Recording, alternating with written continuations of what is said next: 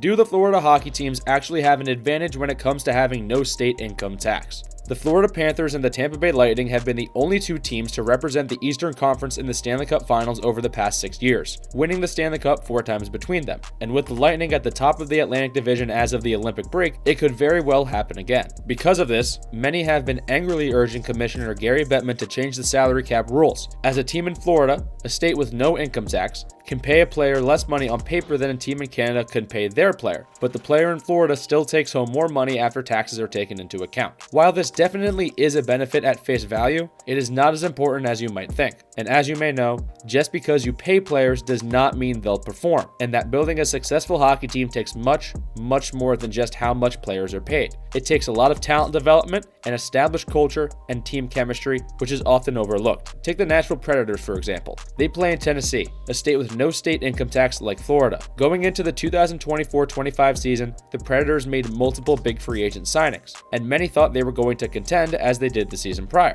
However, they finished as the third worst team in the league standings. Outside of the money, many players just find Florida to be a great place to live. It is hard to argue that many NHL players wouldn't rather live in Tampa or the Miami area, where it is much warmer during the NHL season compared to living in Vancouver, Calgary, Winnipeg, or the other 4 Canadian cities with NHL teams. But one thing we need to realize is that the Panthers have played in Florida for 31 seasons, but they have only made the playoffs 11 times. And from 1998 to 2019, they only made the playoffs 3 times. Yet they have always had this supposed benefit of no state income tax, and nobody complained about it when they were bad.